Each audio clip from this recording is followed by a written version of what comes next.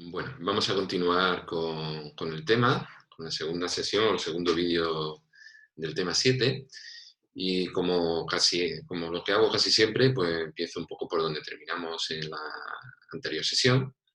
En este caso, pues con las conclusiones de aquellos paradigmas que estuvimos viendo para medir el sesgo de interpretación. Las conclusiones fundamentales de todos esos conjuntos de paradigmas que vimos, que incluían medidas online y medidas offline, y que además nos permitían estudiar el curso temporal de lo que sería el sesgo de interpretación en determinado tipo de paradigmas, no en todos ellos. Pues la conclusión fundamental era que, en comparación con lo que sería el sesgo atencional, donde sí que observamos un efecto automático, y ahora os recordaré exactamente qué consistía ese sesgo automático. En el caso del sesgo de interpretación, el efecto es algo más estratégico, en el sentido de que no ocurre de una manera inmediata en el momento en que encontramos la información que es consistente con una interpretación determinada. Ahora volveremos a ver un poco en qué consiste eso. Y la otra conclusión importante es relacionada con la anterior, de hecho, es que en principio parece que se produce una activación genérica del significado cuando estamos procesando la información verbal, que activa todo lo que serían todos los significados relacionados en el caso de palabras, y solo cuando ha pasado un poco de tiempo y vamos a integrar ese significado activado inicial, aparece lo que sería el sesgo específico hacia la información negativa, interpretándola en un sentido eminentemente negativa. Recordad que siempre estamos hablando, cuando hablamos de sesgo de interpretación, de información que en algún momento es ambigua, no es certera o no da toda la certidumbre necesaria para apostar por una interpretación u otra. Para ilustrar de nuevo a lo que me estoy refiriendo con el hecho de que el sesgo de interpretación no sea algo eminentemente automático y muy rápido, os muestro de nuevo lo que sería el paradigma de homógrafos y trataré de contaros aquí qué es lo que nos indica que se trata de un efecto más relacionado con un proceso estratégico de selección que con un proceso de activación. En particular, lo que tenemos es que cuando en este tipo de paradigma de homógrafo con priming, donde aparece la palabra estímulo y la palabra prueba, cuando aparece la palabra inicial paciente, tienden a activarse todos los significados asociados por igual, independientemente de si somos personas que tenemos ansiedad elevada o no, o independientemente de si estamos en una situación de estrés o no. Los significados aparentemente se activan de alguna manera todo por igual, y solo cuando ha pasado un tiempo, que lo vimos en alguno de los paradigmas anteriores, donde se manipulaba el tiempo entre estímulo y prueba, solo cuando pasa un tiempo, el participante, o en este caso las personas que tengan algún tipo que hayan sido evaluadas con este tipo de tareas, pues selecciona la que es eminentemente negativa. Y lo hacen, por supuesto, en línea con lo que estamos viendo en esta asignatura, las personas que tienen ansiedad elevada en comparación con las personas que tienen ansiedad baja, y las personas están en una situación de estrés. Es entonces cuando se selecciona lo que sería la palabra enferma. Eso, digamos, que requiere tiempo y no ocurre de manera inmediata, y inicialmente se activa todo.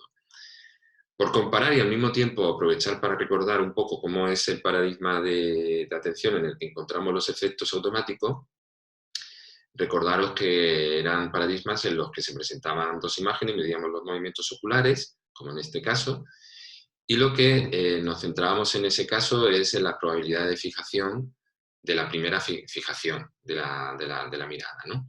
Y ahí encontrábamos que casi siempre la primera fijación de la mirada iba hacia lo negativo. Iba incluso cuando las personas recibían la instrucción de mirar ante a otra información, a una información neutra, etc. Esa era la clave, si queréis podéis repasarlo volviendo al tema de atención, que nos daba pistas de que el sesgo automático, o el sesgo, perdón, de la atención en las personas con ansiedad elevada puede ser automático, puesto que las primeras fijaciones casi de forma permanente tienden a ir más hacia la información negativa que en el caso de las personas con ansiedad baja, como podéis ver representado aquí. Por lo tanto, esa era un poco, esto es una ilustración de las conclusiones del vídeo anterior en relación a los sesgos de interpretación cuando han sido evaluados mediante el uso de tareas verbales que implican el uso o bien de historias o bien de palabras, etc. Ahora vamos a ver una modalidad diferente de evaluar la presencia de sesgos de interpretación, que implica el uso de imágenes. En particular vamos a ver el uso de expresiones faciales. Esto es realmente importante en muchos sentidos, puesto que las expresiones faciales todos las tomamos como una herramienta que comunica algo, nos dice algo sobre la persona que las emite. Y la propia persona que emite una expresión facial determinada comunica algo de sí misma, bien sea automáticamente, bien sea con intención, ¿no? Con intención todos sabemos cuando hacemos esa sonrisa un poco social, ¿no? de compromiso, etcétera, ¿no? O muchas otras expresiones que ponemos de forma más o menos intencional y otras que nos ocurren de forma automática. La clave aquí es que las expresiones comunican algo, nos dicen algo sobre lo que está pensando la otra persona, algo que es evidentemente muy importante a la hora de extraer información que puede ser relevante para nuestra situación, el momento que nos encontramos, etcétera, ¿no? Para nosotros mismos. Vamos. Entonces, esas informaciones, como digo, es importante también para lo que sería el receptor, porque tiene un valor adaptativo, nos permite saber más o menos qué podemos esperar de esas otras personas en función de lo que nos están transmitiendo sus expresiones, sin necesidad de que nos estén diciendo algo. Es más, muchas veces, ¿no? Se dice aquello de nos están comentando algo, pero la cara está expresando algo muy distinto, ¿no? Pues en ese sentido, las caras son un vehículo muy bueno para la comunicación y para la recepción de información e interpretación de información que nos pueda ser útil a la hora de desenvolvernos. Todos conocemos, o hemos visto ya a estas alturas, el conjunto de lo que se llaman las expresiones faciales básicas, que hacen referencias a aquellas expresiones faciales que están estrechamente relacionadas con lo que serían las emociones básicas, ¿no? Son universales, o eso se cree, aunque hay mucho debate hasta qué punto las expresiones y las categorías emocionales asociadas a ellas son todas universales y hasta qué punto es universal o es aprendido, etcétera. No es un tema que vayamos a entrar nosotros ahora, pero que sepáis que hay un fuerte debate en ese sentido y la parte cultural empieza a ganar más peso del que tenía anteriormente. En cualquier caso, sea nosotros, o lo que voy a presentar aquí, son estudios en los que se usan expresiones faciales y en los que se busca también observar el sesgo de interpretación cuando la información es ambigua. Pensad que existen muchísimas situaciones en las que las expresiones no son tan claras y tan ambiguas como, perdón, tan claras y tan evidentes como las que normalmente vemos cuando se nos muestran imágenes de expresiones faciales emocionales, ¿no? Ahora veremos algunos ejemplos. Muchas veces las expresiones, y de hecho en el día a día las expresiones son bastante más sutiles y comunican información de una manera mucho más sutil, pudiendo ser ambiguo y depender un poco de nuestro punto de vista al interpretarlo en un sentido o en otro. De hecho, pues, imaginaros una situación típica de estar hablando en público ante un examen con el profesor, que es un examen oral, o ante una presentación que tienes que hacer ante un grupo de expertos, una selección de trabajo, etcétera. Y fijarte un poco en las expresiones que están poniendo las personas. Muchas veces esas expresiones, o a lo mejor no están significando nada especial por parte de la persona que la está emitiendo, pero tienen ciertas características que nos puedes hacer interpretar de una manera negativa. A lo mejor vemos fruncir un poco el ceño, dar las cejas, etcétera, entrecejo, o cosas por el estilo, o una cara un poco como que sugiere un poco de desprecio, o un poco de rechazo de lo que nos estamos contando, o de no aceptación, etcétera. Hay muchas expresiones que son mucho más sutiles que lo que estamos acostumbrados a ver cuando vemos las expresiones emocionales básicas, y son ese tipo de sutilezas las que realmente pueden llevar a que personas que presenten un rasgo elevado de ansiedad, pues las interprete, especialmente de rango de ansiedad social, las interprete de una manera sesgada, en el sentido de que prioriza una interpretación siempre de carácter negativo, con todas las consecuencias que eso puede tener en el momento en el que estemos interpretándolo de esa manera. Entonces, aquí tenéis un ejemplo de lo que serían las expresiones emocionales básicas, que en general son relativamente fáciles de identificar. Puede haber algunos casos, y ocurre a menudo, que no está tan claro, porque a pesar de que se asume que estas expresiones que se han obtenido por modelos que se les ha dicho que expresen dichas emociones, de los actores, ¿no? Realmente, que expresan esas emociones, normalmente se supone que se coge en el máximo de la expresión. Quiero decir, que lo que estamos viendo aquí es cuando realmente estamos muy enfadados o muy alegres o sentimos mucho miedo, esa sería la expresión, una expresión máxima, de máxima intensidad. Esto es relativamente fácil de reconocer, entonces, usando este tipo de estímulos tal cual, no parece muy viable, en principio, estudiar lo que serían los sesgos de interpretación. Sesgos de interpretación, en este caso, de información ambigua, porque no hay mucha ambigüedad en este tipo de estímulos, tal y como los vemos en este conjunto de expresiones.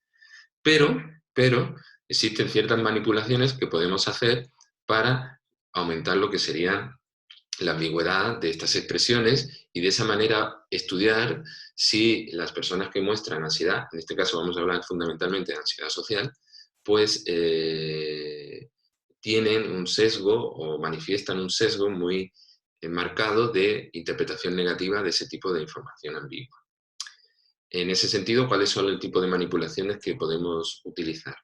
Bueno, pues por un lado, como veremos en la práctica que haremos en principio mañana, pero bueno, cuando sea la práctica de este tema, tenemos los tiempos de exposición muy breves, es decir, los estímulos se pueden presentar muy brevemente. En realidad, en la práctica, más que el de exposición muy breve, que también vamos a ver el siguiente. En principio, si aparece muy brevemente, quizá no da tiempo a la persona, unas pocas decenas de milisegundos, no le da tiempo a reconocerlo de manera consciente, el estímulo, y eso genera una cierta ambigüedad a la hora de interpretarlo. Otra forma de hacerlo es a través de disminución de la nitidez o mediante la presentación periférica. También hablaremos en la práctica, y fundamentalmente hablaremos de estas dos características, de la disminución de la nitidez o la presentación periférica. Como ya vimos en el tema de atención, la presentación periférica no es, evidentemente, nuestra visión está muy disminuida en cuanto a agudeza, y eso hace que los estímulos sean más borrosos y más difíciles de identificar, ¿no? La disminución de la nitidez, incluso en presentación foveal, que será lo que veremos de manera más específica en la práctica, se consigue mediante la manipulación de las imágenes, aplicándole lo que se llaman filtros espaciales, de tal forma que al final la imagen se ve borrosa y los rasgos que caracterizan las expresiones, que tienen que ver con cómo se configuran los ojos, la boca y otras características de la cara, pero fundamentalmente los ojos y la boca, pues ese tipo de manipulaciones de las imágenes hace que eso no se vea o no se identifique con claridad y, por tanto, el estímulo puede parecer ambiguo o difícil de interpretar con relación al tipo de emoción que está transmitiendo. El otro tipo de manipulación que vamos a ver es algo que se llama disminución de la intensidad expresiva. Lo veremos más adelante. Lo que quiere decir es que en lugar de verlo en su máxima expresión emocional, lo vamos a ver en gradientes de nada de expresión emocional a algo y así incrementándose hasta que se llega al máximo. Mientras menos es la intensidad, aunque se esté expresando un determinado tipo de emoción, pues evidentemente más difícil es categorizar ese estímulo o interpretar ese estímulo como representando una emoción o dando información o llevando información específica sobre un tipo de información, perdón, de una emoción. Y después, otra manipulación curiosa que podemos hacer con las imágenes es mezclar, dado que tenemos los mismos tipos de modelos, podemos mezclar lo que serían sus distintas partes de la cara. Es decir, podemos combinar los ojos cuando está poniendo una expresión que sería de tristeza con una boca que podría ser con una sonrisa y estaría entonces manifestando alegría. Ahí inducimos ambigüedad porque hay dos fuentes de información contradictoria. En cualquiera de todos estos 4 casos, o 5 casos, si tenemos en cuenta que nitidez y presentación periférica son distintos, pues la medida del sesgo es una interpretación negativa al aumentar la ambigüedad. Es decir, una mayor tendencia a decir que el estímulo es negativo y por lo tanto confundir estímulos que a lo mejor no son negativos como negativos, ¿vale? Lo vamos a ir viendo con cada una de estas manipulaciones, pero bueno, la idea general que se os quede ahí de que la interpretación la asociación de un tipo de emoción específica a un estímulo y yendo siempre a la asociación con características negativas sería la manifestación del sesgo en nuestro caso. Aquí tenéis, por ejemplo, al mismo tiempo os presento un poco lo que sería la manipulación de la nitidez. Como veis, tras aplicar lo que sería el filtro en este caso un filtro pasa-baja, para la imagen, lo que tenemos es que la imagen se hace muy borrosa, nos muestra mucha nitidez y no podemos ver tan claramente los rasgos como lo vemos aquí. En la práctica, si todo sale bien, pues vais a ver, vais a hacer un experimento usando este tipo de expresiones menos nítidas, menos definidas.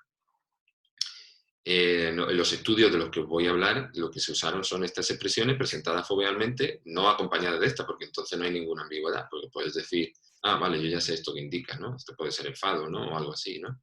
O tristeza, en este caso es un poco ambigua por sí misma.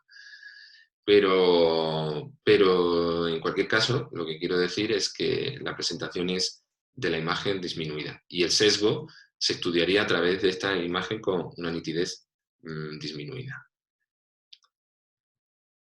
La otra manipulación pues, es la presentación periférica de la imagen. Ya recordar, como ya hemos hablado, que nuestra visión foveal pues, nos permite detectar perfectamente o discriminar perfectamente entre muchísimos rasgos de la cara, pero conforme nos vamos alejando de nuestro punto de máxima agudeza visual, todo se ve mucho más borroso y es difícil de identificar. Curiosamente, hay estudios que sugieren que incluso en visión periférica es posible identificar de alguna manera los estímulos emocionales, ¿no? Es decir, que esta expresión algo nos comunica incluso en visión periférica cuando es nítida. Cuando no es nítida, pues posiblemente también algo comunicará, porque se supone que cuando la vemos en visión periférica lo que estamos viendo es algo borroso, como cuando la hemos manipulado nosotros directamente y la hemos presentado en visión foveal. Voy a reiterar esto un poco, que quizás es un poco lioso.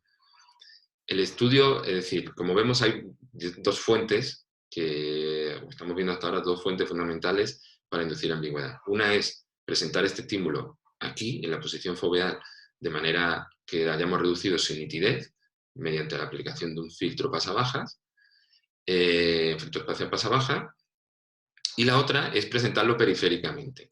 Si lo presentamos periféricamente, lo que esta diapositiva ilustra es que su visión sería casi como si lo hubiéramos pasado el filtro pasa-baja, es decir, tendría muy poca nitidez. Por lo tanto, nos dificultaría más identificar qué emoción es y podríamos estudiar de nuevo lo que sería un sesgo de interpretación.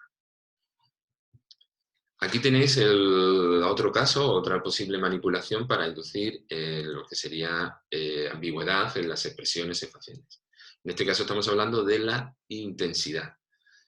En la intensidad lo que veis es que esto sería la cara completamente neutra y en el otro extremo tenemos la clara mostrando la expresión en su máximo apogeo, ¿no? Esto evidentemente es la expresión de enfado y aquí tenemos niveles, gradientes, donde se empieza a formar esa expresión de enfado pero que no es completa.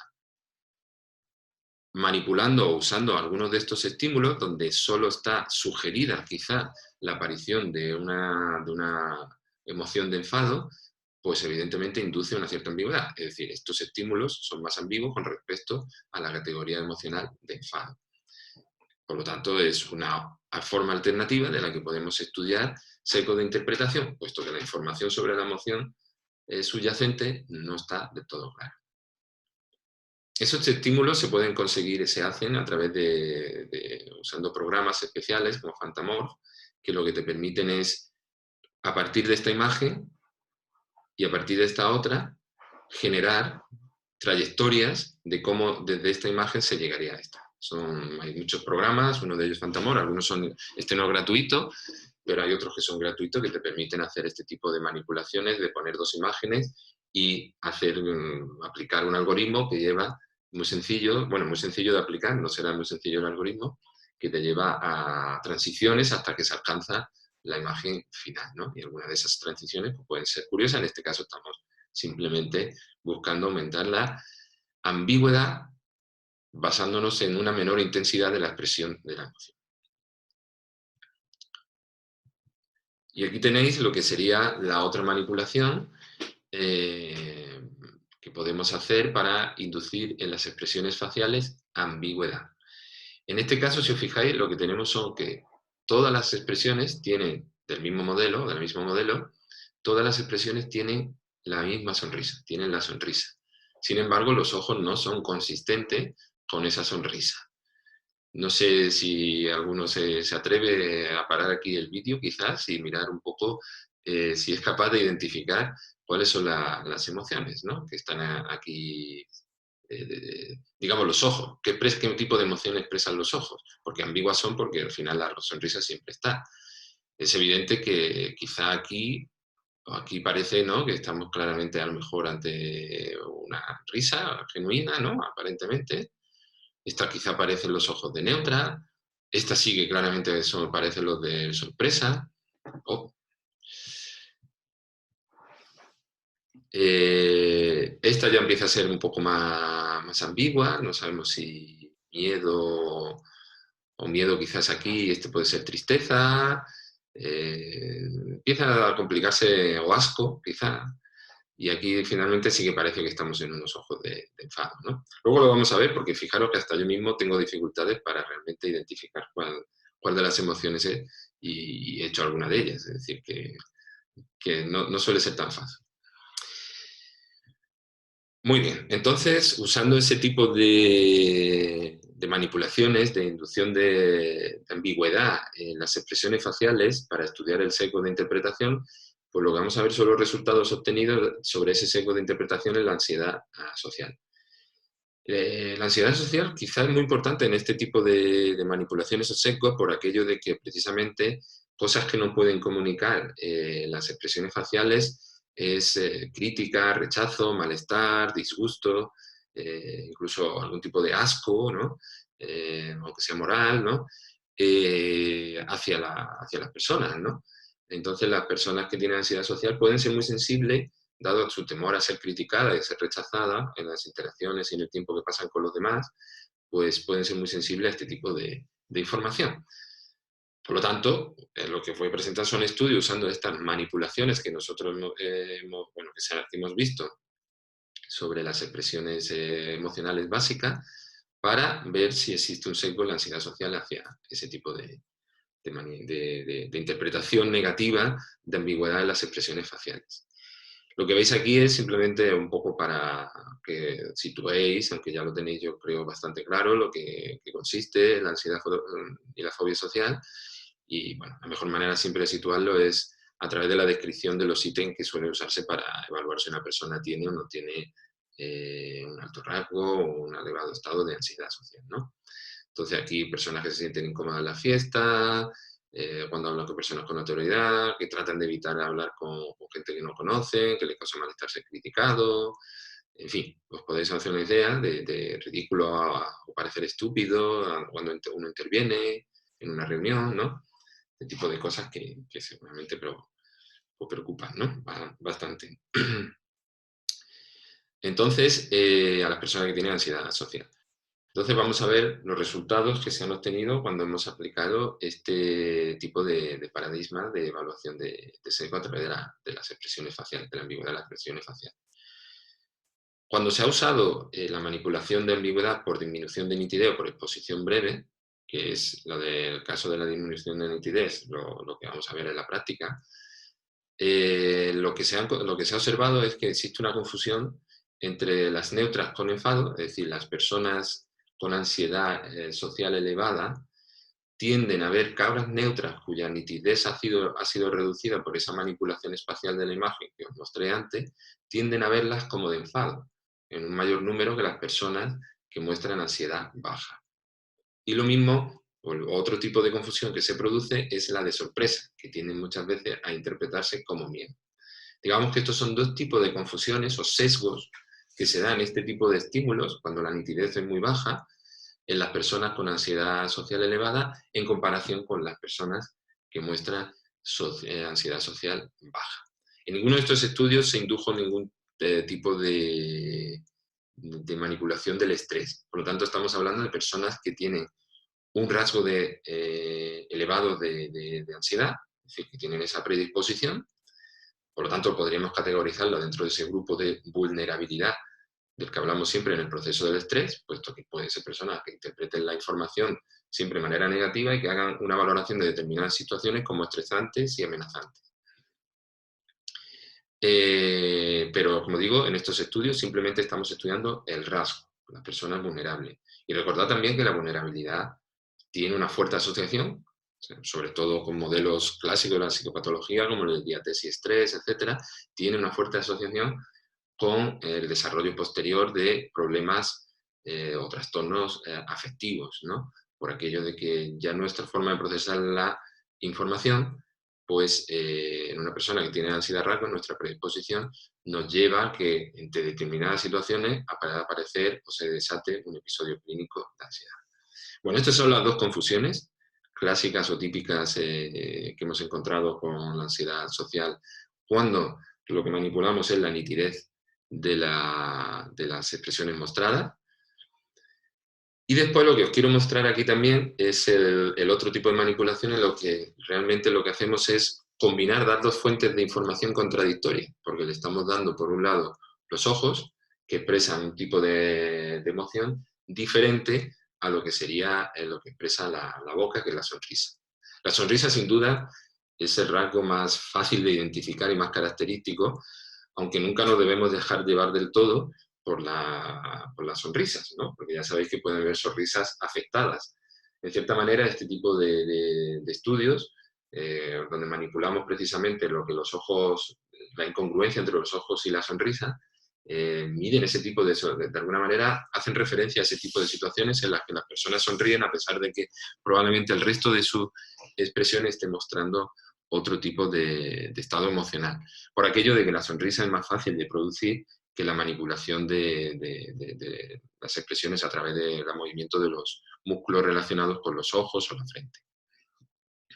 Bueno, cuando usamos este tipo de estudio, centrándonos de nuevo en lo que sería la ambigüedad en expresiones faciales, en este caso con sonrisa, y la ansiedad social, nos podemos hacer o nos podemos anticipar tres preguntas.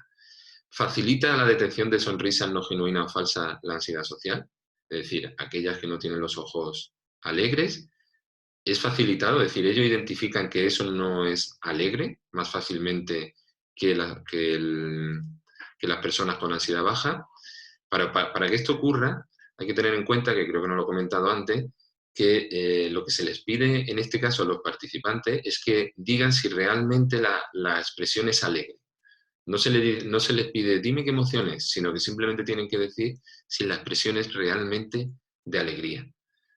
Y entonces lo que vemos es hasta qué punto algunos ojos impiden que la gente acepte como realmente alegre, como una sonrisa genuina, determinadas expresiones. Repito, no estamos preguntándoles dime qué emoción están mostrando los ojos o dime qué emoción está mostrando la boca. Le estamos preguntando, en general, ha habido otras manipulaciones, pero la más interesante es preguntar, cuando ven todo ese conjunto de imágenes, que indiquen si piensan que realmente están manifestando alegría o un estado de alegría, si es genuino. Y lo que vemos, lo que nos preguntamos es si las personas con ansiedad elevada, social elevada, tienden a decir más fácilmente que no es alegre que las personas que muestran ansiedad social baja. Por aquello de que son a lo mejor más expertos en detectar cuando algo no es genuinamente alegre, debido a que están más pendientes, desde luego, a categorizar las cosas o interpretar la ambigüedad como negativa, ¿no? O no en línea con lo positivo.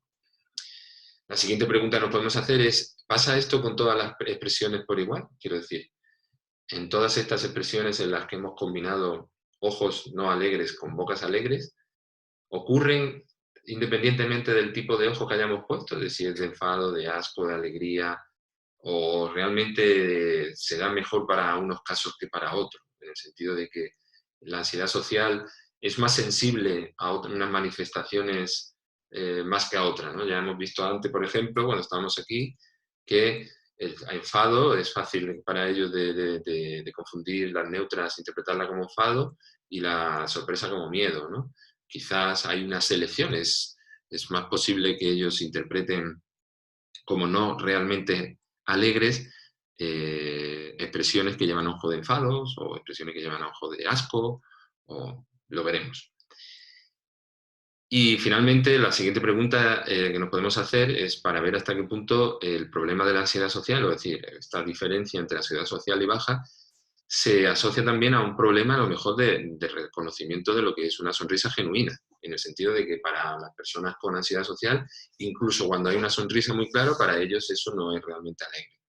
Eso ya sería pues un sesgo, un déficit muy acusado, en el que ya incluso cuando la información es clara, no es ambigua, ellos lo interpretan de manera distinta. Esto no es lo que se suele encontrar generalmente cuando estamos estudiando sesgo de interpretación, en ningún caso.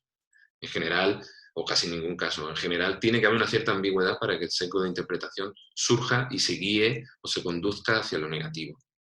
Por lo tanto, aquí está la pregunta de todas formas, para comprobarlo, nuestra respuesta, lo que deberíamos esperar es que no, que en este caso no haya diferencias. Aquí tenéis un recordatorio de lo que serían las expresiones y os voy a mostrar lo que serían los resultados. Nos vamos a ir centrando, fijaros que aquí he puesto los números, entonces voy a ir hacia adelante y hacia detrás para facilitarnos a todos realmente en lo que sería identificar qué tipo de ojos equivaldrían a qué tipo de emoción, ¿no? Entonces, lo primero, para contestar la última pregunta, la última que surgía, la de si realmente cuando son sonrisas genuinas, es decir, totalmente alegres, ojo y bocas alegres, si en esos casos se da diferencia entre alta y baja ansiedad, pues como veis aquí en la gráfica, no. El porcentaje de veces que ellos dicen que es alegre es muy similar en las personas de baja y alta ansiedad, ¿vale? Y muy elevado, casi el 95%. Es muy difícil que digan que algo no es genuinamente alegre. Lo que sí vemos es que en el resto de las expresiones, en todas ellas, al final lo que vemos es que las personas con baja ansiedad, con baja ansiedad indican, lo voy a leer al revés, luego lo voy a contar en la línea que estamos teniendo en todo el tema, pero las personas con baja ansiedad dicen más veces que es alegre ante caras que son ambiguas, o bien porque tienen ojos de enfado, o bien porque tienen de asco, de miedo, de triste, de sorpresa, neutro. Sí, podéis ver claramente que realmente las de enfado son las que menos se confunden como alegres, es decir, la gente detecta bien que esos ojos no son realmente alegres. Asco y miedo están ahí seguidas, junto con triste, y ya después sorpresas y neutro evidentemente se confunden mucho más, ¿vale? Eso de forma general, es decir, de forma general, ellos solo identifican, digamos, que estas son respuestas que dicen que sí son genuinamente alegres, es decir, que están indicando que realmente son como estas de aquí, como las alegres, pero en realidad los ojos son distintos, ¿no? Y eso es lo que nos muestra este patrón, que a pesar, los ojos evidentemente influyen, la gente no lo interpreta como que son genuinamente alegres, pero hay una tendencia, unas expresiones se confunden más que otras, especialmente las neutras y las de sorpresa, que por cierto son también expresiones, la neutra es neutra y la de sorpresa es una expresión ambigua, que no es ni positiva ni negativa tampoco, ¿no? En cualquier caso, lo relevante para nosotros aquí es que en general lo que ocurre es que la alta ansiedad se confunde menos, digamos que tienden a decir menos que es totalmente alegre. Y ocurre para todas las expresiones, ¿vale? Parece que las diferencias pueden ser mayores en algunas de ellas, pero en general ocurre para todas las expresiones. Ahora ya solo por curiosidad, para que veáis a qué corresponden las imágenes que hemos visto antes, 7, la de enfado estaba clara, ¿no? Es esta de aquí, y esta forma en la que queda colocada, es decir, el hecho de que se frunce un poco lo que sería el entrecejo, ¿no? Pues eso hace que tenga esta disposición tan característica de lo que serían las cejas, que son bastante claras, incluso los emoticones son muy claras de identificar, ¿no? Las caras de enfado según la posición inclinada que tienen las cejas, ¿no? El 1 evidentemente es alegre. Este, como ya os dije, es el neutro, y lo podéis ver aquí, que es el neutro. Y bueno, alguien, ¿verdad?, que podría decir que puede ser alegre, ¿no? No tanto a lo mejor como este, pero sí. Como la de enfado entonces sería esta, asco sería el 6, que sería esta otra, que bueno, ahora dicho, pues es más fácil de identificar. La 5 pues sería la de tristeza, que también ahora dicho, pues también se ve fácil. Este sería evidentemente el de sorpresa, el 4, no, el miedo, perdón. Sorpresa el 3, he confundido. Y el 3 sería el de sorpresa, ¿no? Que evidentemente sonreír, arquear las cejas, en este caso, quizá lo que hace es que una cara de sorpresa sea positiva, ¿no? Se hace muy positiva y pueden pensar que es bastante más alegre. Hay que se confunda, al igual que el 2, más que el resto, cuando son negativas, no tienden a decir que son totalmente alegres. Bueno, esto era simplemente para que pudierais más o menos identificar las caras. Y este sería el resultado con respecto a los porcentajes de respuesta, ¿no? Y daría la sensación de que nuestra pregunta, si realmente hay una cierta especificidad en el sesgo, en el sentido de que las personas con ansiedad, alta ansiedad, son más proclives a detectar que algo no es realmente happy o alegre en un tipo de expresión negativa, cuando los ojos son de un tipo de expresión negativa comparado con otro tipo de expresiones, pues parece que no se da. Sin embargo, si nos vamos a los tiempos de reacción, sí que parece que hay una clara ventaja a la hora de decidirlo en tres tipos de expresiones. Es decir, aquí ya no estamos viendo el porcentaje de veces que dicen que es alegre, sino el tiempo que les toma decir o sí, que este sería alegre, que no nos interesa ahora aquí, o no. Es decir, no son realmente alegres. Rechazarlas como alegres. Como vemos aquí sí que se da una importante diferencia en el sentido de que son mucho más rápidas las personas de alta ansiedad cuando las emociones, que las de baja ansiedad, cuando las emociones son de enfado, asco o miedo, ¿vale? Pero no tanto cuando son tristes, sorpresa o neutras. Por lo tanto, sí que parece ser que hay determinado tipo de emociones que bien por sus características, es decir, por el tipo de emoción que expresan, a las que pueden ser más sensibles las personas con ansiedad social, especialmente enfado o asco, realmente las identifican más rápidamente de alguna manera y se dan cuenta de que no son alegres más rápidamente. Por lo tanto, aquí tenéis un poco la conclusión final de todos estos estudios con ansiedad social y caras en las que se combinan ojos con expresiones incongruentes con la expresión de una sonrisa, y tenéis que se facilita la detección de sonrisa no genuina o falsa. Sí, con ansiedad social se dice de forma más generalizada que no es realmente genuina una sonrisa, que no lo es. Igual con todas las expresiones, pues no, hemos visto que sí que hay un efecto en todas, pero que realmente la detección, la rapidez, la eficiencia para hacerlo es mucho mejor para estos tres otros tipos de emociones, enfado, miedo y asco. Y finalmente existe también un déficit en reconocimiento de sonrisa genuina, que sería la última pregunta, y ahí no. En realidad, cuando es sonrisa, sonrisa, no hay diferencia.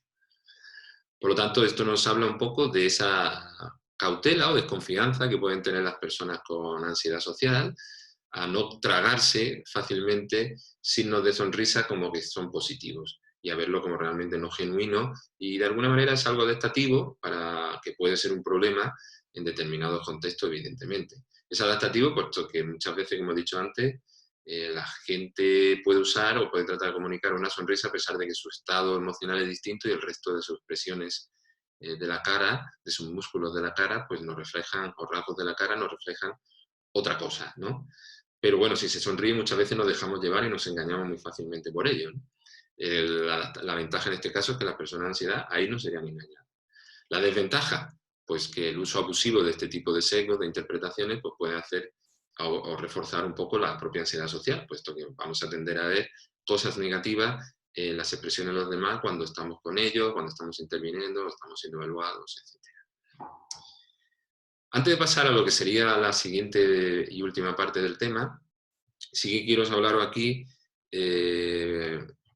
aunque sea muy brevemente, pues en línea como lo que ya estuvimos viendo con atención, de los sesgos de atención, de formas en las que se puede utilizar esto que hemos ido viendo en el tema para evaluar, para modificar sesgos. ¿Cómo podemos modificar ese sesgo de interpretación, ¿no?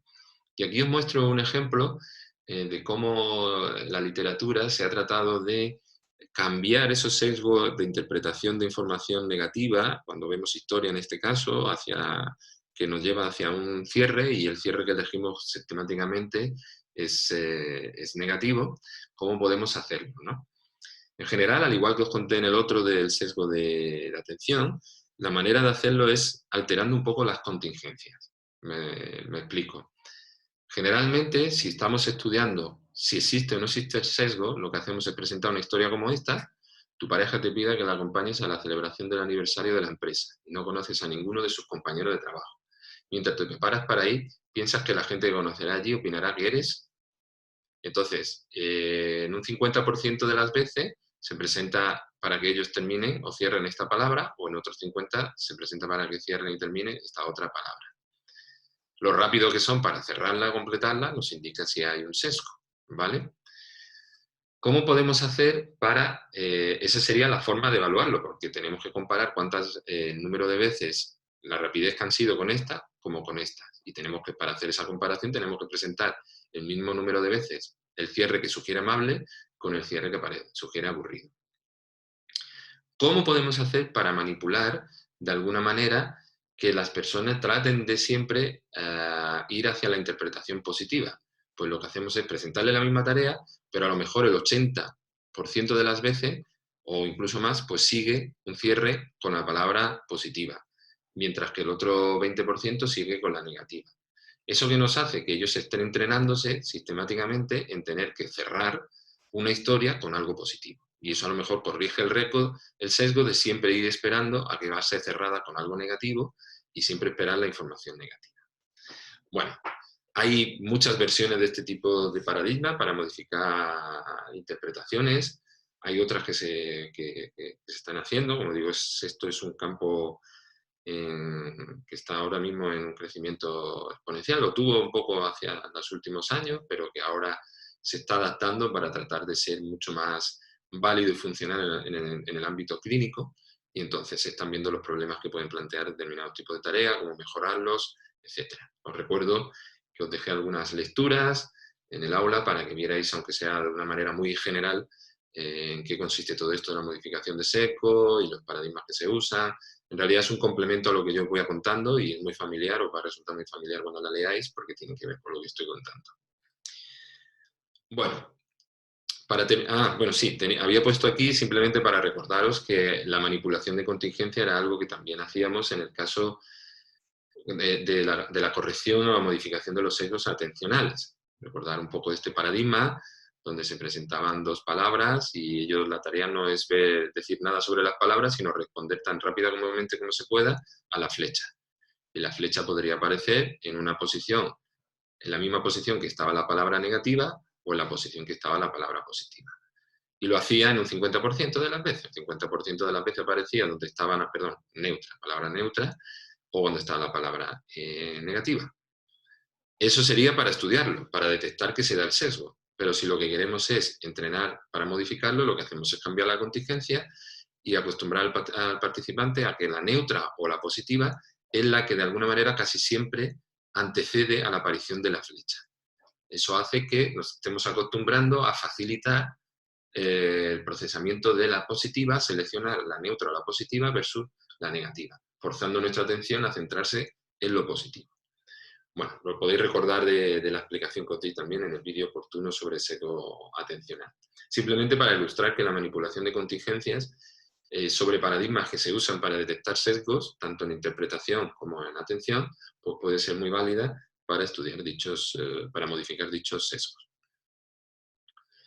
Por último, quiero cerrar el tema presentándoos algo ligeramente distinto, ¿no? Y es algo distinto que tiene que ver con el hecho de que uno puede generar interpretaciones o puede tener un sesgo a interpretar la información de forma negativa y eso no necesariamente quizá es negativo. Quizá lo más negativo es si, dado que la información es ambigua, a lo mejor eso pues no pasa nada, ¿no? El problema es que muchas veces las personas son tan inflexibles una vez han generado esa interpretación negativa inicial que le cuesta mucho cambiarla. Eso es lo que se llamaría inflexibilidad o, de alguna manera, sesgo ante la evidencia que es contraria a la interpretación. Algo que se conoce en la literatura, en otro ámbito, como VADE, que lo tenía aquí, VADE. Os voy a hablar, he alterado el orden sin darme cuenta de las transferencias, no importa. El VADE, el sesgo ante la evidencia contraria a una interpretación, es algo que se ha estudiado inicialmente mucho en temas de la esquizofrenia y la esquizotipia, asociado sobre todo con lo que serían los delirios, ¿no? Los delirios, ya sabéis que son esa forma de pensar, que de alguna manera van más allá de lo que la evidencia está diciéndote, pues delirios persecutorios, etcétera. Y a pesar de que se presenta mucha información, que a lo mejor no, y la gente te dé la información de no, eso no es así, eso no, etcétera, pues tú niegas de alguna manera esa información y no aceptas esa información desconfirmatoria, ¿no? Y eso pues se estudia, se ha estudiado mucho por la importancia que tiene en el mantenimiento de episodios psicóticos delirantes en las personas con esquizotipia, perdón, en las personas con esquizofrenia, también como rasgo de personalidad en la esquizotipia, que ahora os mostraré, pero pensad que también es un rasgo de personalidad muy general que se puede manifestar en muchos otros ámbitos, como por ejemplo las teorías conspiranoicas. Es decir, una característica fundamental de las teorías conspiranoicas, que de nuevo vivimos en una época donde todo está potenciado y ahora vemos bastante, ¿no?, sobre lo que está ocurriendo con el coronavirus, pues esas teorías conspiranoicas, la gente que las defiende, muchas veces da igual la evidencia que se le ponga adelante, que siguen manteniéndola y rechazándola como que eso está falso, está generado por otros, etcétera, ¿no? Por lo tanto, esa inflexibilidad hacia cambiar una creencia, una interpretación inicial que tenemos, es algo que a nosotros nos interesa, porque lo vamos a ver en el contexto de la ansiedad y la depresión, y es algo que está muy relacionado con el sesgo interpretativo porque es la forma de mantenerlo. No solo estamos interpretando la información así, sino que lo mantenemos, ¿no? Porque somos incapaces de actualizar cuando vamos recibiendo información que es contraria a esa interpretación. Vamos a ir viendo eso. Primero os quiero mostrar cómo funciona el BADE o el sesgo en los estudios se han hecho en esquizotipia y en esquizofrenia. Aquí lo que tenéis es una escala, la SPQ, con la que se suele medir la esquizotipia. Tiene 3 subcomponentes o 3 componentes principales dentro de esta escala, pero bueno, no nos vamos a entretener, simplemente ahí tenéis una serie de ítems para que veáis en qué consiste. Tienen que ver un poco con ideas extrañas o con perseverancia en determinado tipo de pensamiento extraño, etc., ¿no? Lo leéis, no me voy a entretener, simplemente os podéis hacer una idea cómo esto está relacionado de forma general, o es un rasgo muy asociado con la esquizofrenia, y de hecho entre los familiares es frecuente, de personas con esquizofrenia, es frecuente que haya algún grado de esquizotipia, etc. Como digo, lo que se mide es lo que se llama Bias Against Disconfirmatory Evidence, y es una medida offline. Es decir, bueno, no me voy a entretener en esto porque solo voy a hablar aquí del offline, por lo tanto no me voy a entretener mucho. Simplemente lo que quiero mostraros es cómo un tipo de tarea en la que se puede medir este sesgo y que ha sido útil para detectar el sesgo en personas que puntúan alto en esquizotipia o también en población clínica con esquizofrenia o algún otro tipo de trastorno psicótico. Entonces, lo que voy a hacer es mostraros lo que sería el test o la prueba en sí, ¿no? En general el test empieza mostrándose, es un test que está basado en imágenes, en interpretación de imágenes. Entonces lo que se le va pidiendo en fases sucesivas es que la persona vaya indicando qué cree que representa una determinada imagen, que al principio, como veis, es bastante ambigua, no podemos saber con claridad qué es lo que está mostrando, y conforme vamos pasándole imágenes e imágenes, pues se va clarificando qué es, y lo que queremos ver es si esta interpretación inicial que hacen y el grado de seguridad con el que lo escriben va cambiando, ¿no? Podemos medir más cosas, pero lo que nos interesa con respecto a la inflexibilidad es si esa interpretación va cambiando. Y la idea es que en las personas que tienen un alto rasgo de esquizotipia o las personas de esquizofrenia va a cambiar muy poco. Entonces aquí pues, podríamos haber dicho lo que sea que fuese. Aquí podríamos haber dicho vosotros mismos, imaginar que podéis sugerir que es, no sé, un conejo, no sé, alguien puede sugerir lo que sea. De nuevo, a la siguiente, pues tienes que decir si siguen manteniéndola y el grado de seguridad, ¿no?, que tienes en la respuesta, ¿no? Pasas a la siguiente, aquí ya la cosa parece ser de otro tipo, y es aquí donde a lo mejor la primero que hemos dicho, que seguramente ha sido muy aventurado por todos, es decir, no creo que la mayoría hayan acertado, para la mayor parte de la población a lo mejor esto ya está cambiando y ya se sabe qué es. La idea es que para las personas que muestran elevada rasgo de esquizotipia o esquizofrenia, aquí todavía a lo mejor no se deciden a cambiar o no están seguros para cambiar, ¿no?, aunque hayan podido decir un poco la seguridad. Aquí a lo mejor aumenta ya algo, pero la idea es que todos nos vamos acercando a lo que es, mientras que las personas con esquizotipia o esquizofrenia tardarán más en hacerlo. Y aquí ya finalmente lo vamos viendo, hasta que al final vemos que es un murciélago.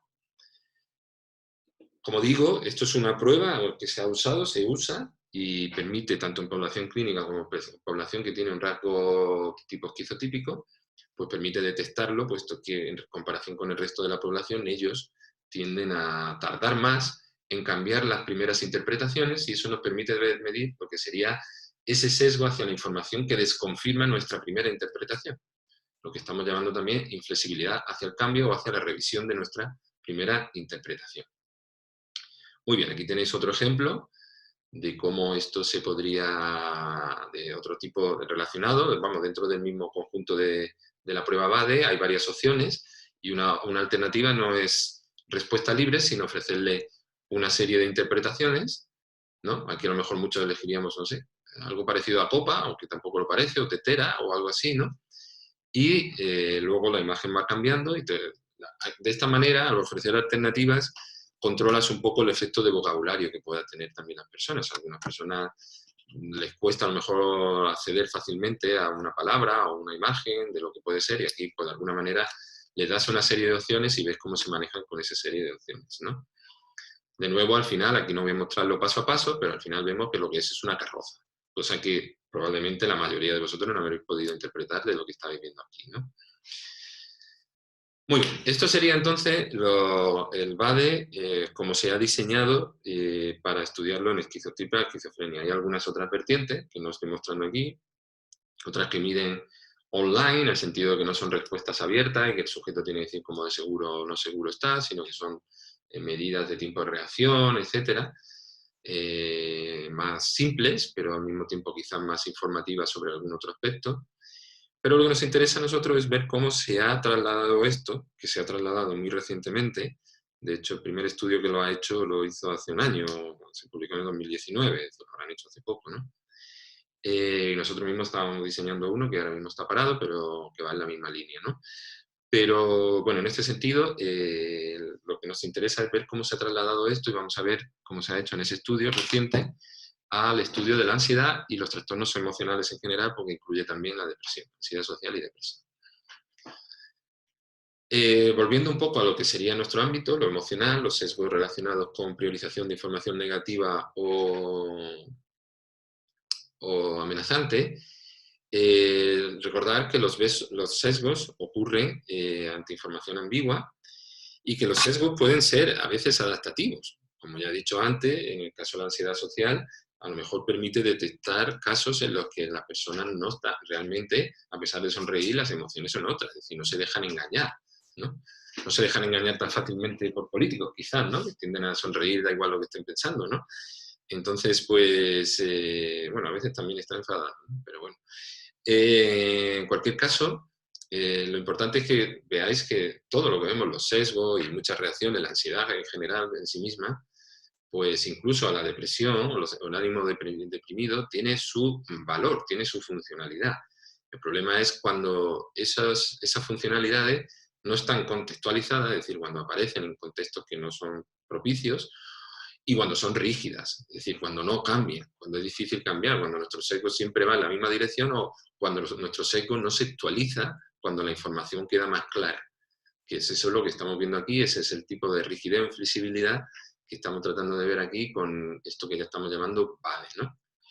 Entonces, de nuevo, para que lo veáis, la inflexibilidad de la que estáis hablando aquí ya no es tanto de que nuestras interpretaciones se ajusten a los contextos en los que surgen, sino que la interpretación, una vez surge, no es cambiada, se mantiene a pesar de que haya evidencia que claramente empieza a indicar de que la interpretación no es correcta. Entonces, lo que vamos a estudiar es si existe ese sesgo de información hacia la información desconfirmatoria en ansiedad social y depresión. Y un aspecto que es también importante, como en otros ámbitos que hemos visto, es el de la especificidad. En este caso, lo que queremos decir es que las personas con ansiedad y depresión, en general, es que no revisan nunca sus interpretaciones, da igual si es sobre temas que tienen que ver con lo emocional o con los factores que se relacionan con sus preocupaciones, o si son otros completamente distintos. Es como un déficit de revisión de información desconfirmatoria. Ya os anticipo que no es genérico y es específico, y que incluso en la esquizotipia, que se pensaba que era, o la esquizofrenia, que es bastante genérico, se ha visto que, bueno, que puede ser un pelín genérico en el sentido de que sí que se puede dar algo en rasgos de personalidad, pero al final donde se ve claramente cuando los temas son relevantes para las personas, ¿no? Entonces, lo que voy a mostrar es lo que sería un ejemplo de tarea para medir el sesgo de desconfirmación, perdón, el sesgo BADE en el BADE, bueno, emocional, ¿no? Población y los resultados que han producido al comparar ansiedad social con respecto al grupo control y depresión con respecto al grupo control. Bueno, aquí tenéis una de las dos tipos de historias que os quiero mostrar en las que consiste la tarea BADE emocional. Entonces, lo que veis inicialmente es lo que llamamos un escenario, en este caso, donde lo que el participante al final debería hacer o revisar es información negativa, ¿no? Entonces, el escenario se va presentando. En este caso se trata de un escenario donde el tema es ser despedido del trabajo. Ellos no ven el título del escenario, ¿vale? Y ellos lo que tienen es una instrucción en la que se les dice que tienen que imaginar la situación como si la estuviesen viendo con sus propios ojos e indicar cómo de bien se ajusta a la situación los enunciados que aparecen a continuación. Sería algo así. Entonces, esta es la primera parte de la historia que ven y ello tiene 4 posibles interpretaciones de las historias, ¿vale? Esta primera fase nos permite ver el sesgo. Bueno, voy a ir por parte. Vamos a leer la historia. Dice, la empresa en la que trabajas ha iniciado un expediente de regulación de empleo y necesita despedir un buen número de trabajadores. El jefe de tu departamento te ha pedido que acudas a su despacho. Bueno, aquí, vale, la situación es negativa, pero tú no sabes con respecto a ti cómo de negativa va a ser, ¿no? Evidentemente aquí hay varias interpretaciones posibles y aquí se te ofrecen algunas. La primera, tu jefe te va a regalar un menú de degustación en uno de los restaurantes de la zona, evidentemente no parece la más acertada y es un poco absurda, ¿no? Por lo tanto, esta es como una especie de control de que no vas a elegir lo más descabellado de las interpretaciones posibles, ¿no? Después tenemos otras 2 interpretaciones, ¿no? Que dice, tu jefe quiere que dejes la empresa porque no eres tan bueno como otros, que parecen consistentes con la situación que se ha presentado en la historia.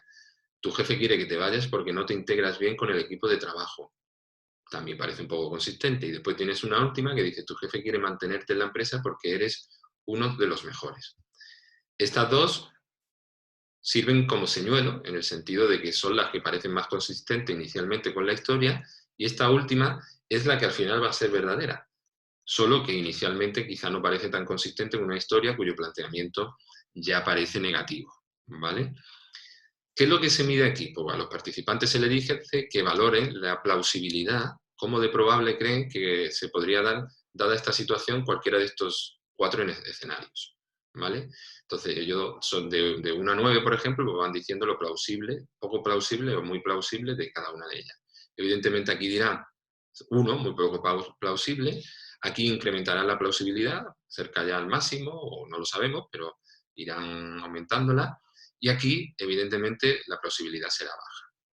Fijaros que aquí todavía ellos tienen que hacer una primera interpretación inicial del escenario. Todavía no estamos ofreciendo información para que tengan que cambiar su interpretación. Por eso os pongo aquí que en esta primera fase lo que se puede medir es directamente el sesgo de interpretación. Es decir, aquí ellos están formando la interpretación. Y aquí puede ser que las personas con ansiedad social elevada, por ejemplo, o las personas también con depresión, muestren una preferencia por dar más plausibilidad a los escenarios negativos que las personas que no tienen ansiedad social elevada o no tienen depresión. ¿Vale? Por lo tanto, esta primera fase nos puede ser muy útil para la medida del sesgo de interpretación, pero todavía no está en marcha la inflexibilidad, porque todavía no le estamos dando información alternativa, solo le hemos dado esta primera información. ¿Vale? A la siguiente fase, en la siguiente pantalla, lo que ellos hacen es leer otra información. Y esta información pues, puede ya interpretarse como orientada un poco a cambiar o desconfirmar la interpretación inicial. Dices, al entrar al despacho ves que tu jefe no parece estar de muy buen ánimo. Bueno, todavía te confunde, perdón. Entonces, aquí evidentemente la información seguirá siendo consistente con lo que hemos visto antes, y es aquí donde ya aparece una información que es contradictoria o desconfirmatoria. Tu jefe te cuenta que está enfadado por tener que hacer los despidos y te dice que quiere que sigas en la empresa por tu buen rendimiento y camaradería.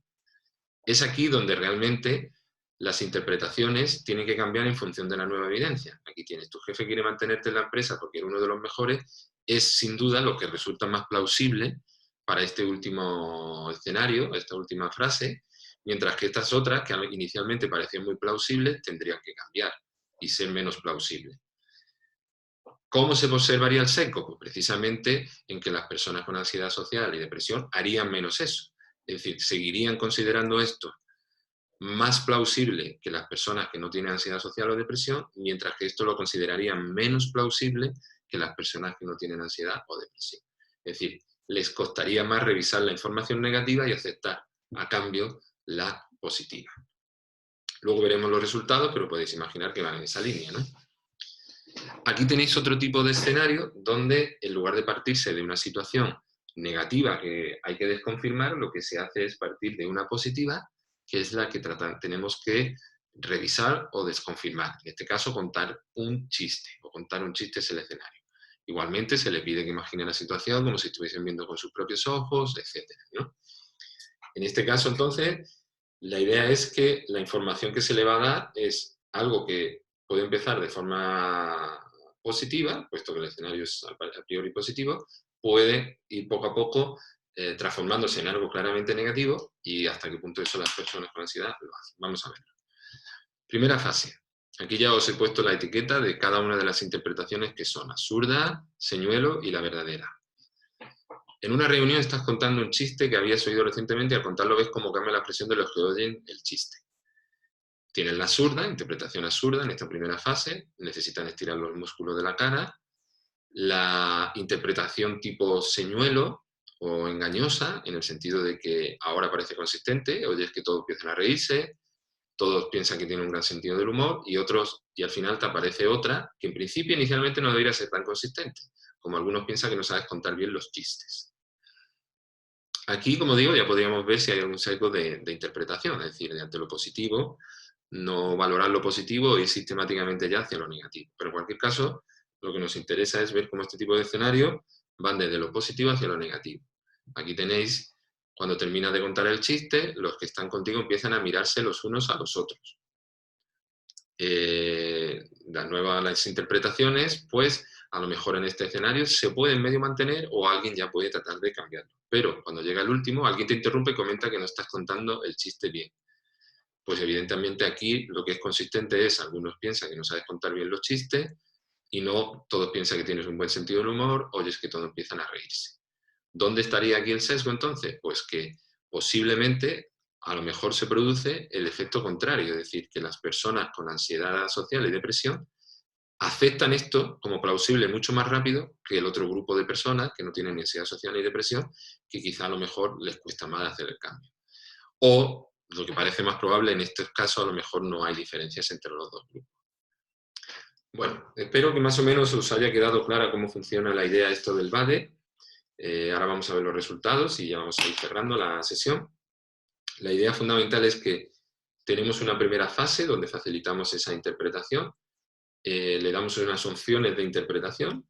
En principio, ellos, o hay dos que sugieren que son más compatibles y que todo el mundo más o menos va a elegir esas dos, que son las que llamamos señuelos, pero conforme avanza la construcción de la historia, esas dos se demuestran que son probablemente falsas o poco plausibles, mientras que una que inicialmente podía parecer poco plausible es la que se hace finalmente plausible, y el sesgo está en cómo ese proceso de revisión se produce o no en las personas que tienen ansiedad elevada o depresión, y si lo hacen específicamente hacia lo negativo. Y aquí tenéis finalmente los resultados. El patrón es muy similar tanto en depresión y ansiedad social en este caso. Entonces, en cuanto al sesgo de interpretación, pues hay más seguridad en interpretaciones negativas y menos para positiva. Es decir, en el escenario del despido, ellos inicialmente ya dicen que casi con toda seguridad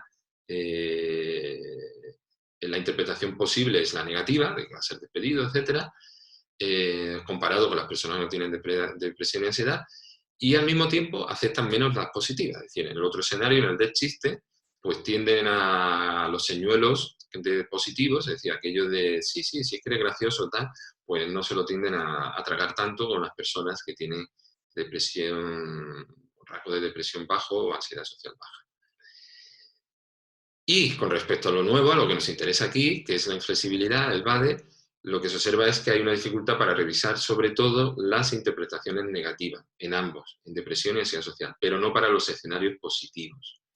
Es decir, no, en los dos grupos rápidamente cambian, aunque esto quizás puede ser mejorable porque a lo mejor vosotros ha surgido también alguna duda al ver estos materiales, las mismas que nos surgió a nosotros, y que por eso estamos tratando de desarrollar alternativas, paradigmas alternativos, pero en cualquier caso es la evidencia, lo que ellos encuentran es que realmente la revisión de interpretaciones negativas es lo que se ve afectada. Es decir, les cuesta más cambiar sus interpretaciones, que ya de por sí son muy elevadas en el sentido de más plausible para lo negativo, les cuesta más cambiarlas después, en el escenario del despido laboral. Bueno, espero haber podido de alguna manera ejemplificar aquí bien lo que sería esta otra medida, esta importante, relacionada con el sesgo de interpretación, pero también con la capacidad que tienes para darnos información sobre qué robusto, hasta qué punto las personas cambian esos sesgos, qué rígidos son, qué inflexibles son para hacerlo. Y eso, pues, evidentemente es importante, e incluso importante para el desarrollo futuro de tareas que estén más orientadas no tanto a directamente sesgar las interpretaciones como a lo mejor a flexibilizar el tratamiento que se hace de la información que es consistente o no con las interpretaciones que tenemos, ¿no? Así que bueno, esto ya sería el cierre del tema y nada, espero que hayáis podido entender todo claramente y el siguiente vídeo ya será para el siguiente tema. Así que voy cerrando por aquí y ya está.